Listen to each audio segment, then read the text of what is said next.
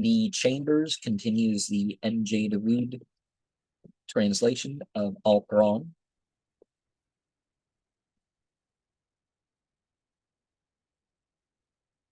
And before I continue, the simile mentioned previously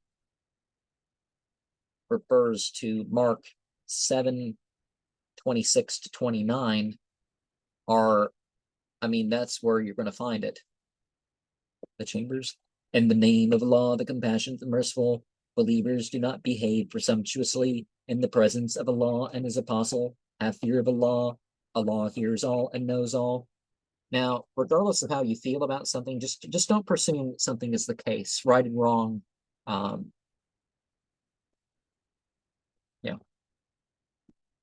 Believers, do not raise your voices above the voice of the Prophet, nor shout aloud when speaking to him as you do to one another. Well, you kind of avoid shouting to each other, but your opinion, don't hold it as superior to the prophetic message. Lest your labor should come to nothing without your knowledge, those who speak softly in the presence of Allah's apostle are the men whose hearts Allah has tested for piety, forgiveness, and a rich reward await them. Those who call out to you while you are in your chambers are, for the most part, foolish men. If they waited until you went out to them, it would be better for them, but Allah is forgiving and merciful. Believers, if an evildoer brings you a piece of news, inquire first into its truth, lest you should wrong others unwittingly and then regret your action.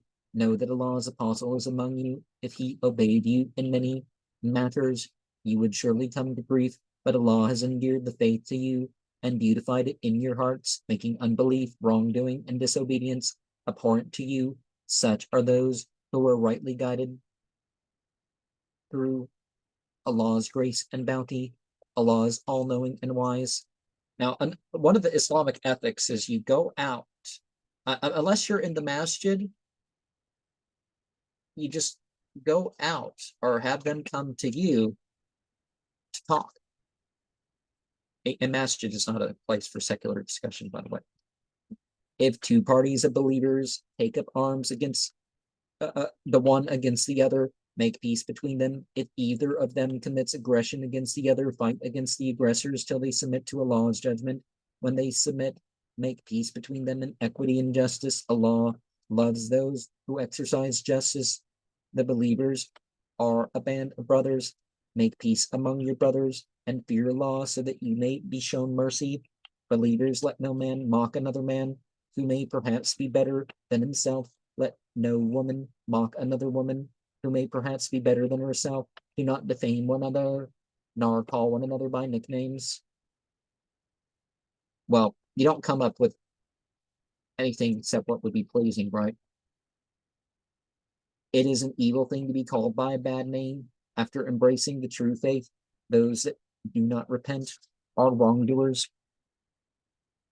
Believers, avoid immoderate suspicion, for in some cases suspicion is a crime. Do not spy on one another, nor backbite one another. Would any one of you like to eat the flesh of his dead brother? Surely you would loathe it. Have fear of Allah. Allah is forgiving and merciful.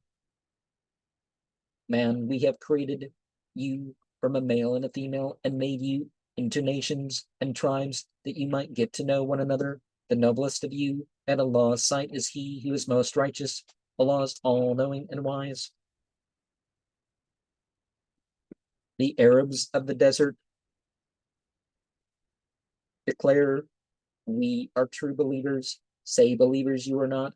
Rather say, we profess Islam, for faith has not yet found its way into your hearts. If you obey Allah and His apostle, He will not deny you the reward of your labors. Allah is forgiving and merciful. The true believers are those who have faith in Allah and His apostle and never doubt, and who fight with their wealth and their persons for the cause of Allah. Such are those whose faith is true. Would you tell Allah of your religion when Allah knows what the heavens and the earth contain? Allah has knowledge of all things. They think they have conferred on you a favor by embracing Islam. Say, in accepting Islam, you have conferred on me no favor. It was Allah who bestowed a favor on you in guiding you to the true faith. Admit this, if you are men of truth. Allah knows all that is hidden in the heavens and the earth. Allah is cognizant of all your actions. Now, whether you accept or reject faith, don't make it about some human.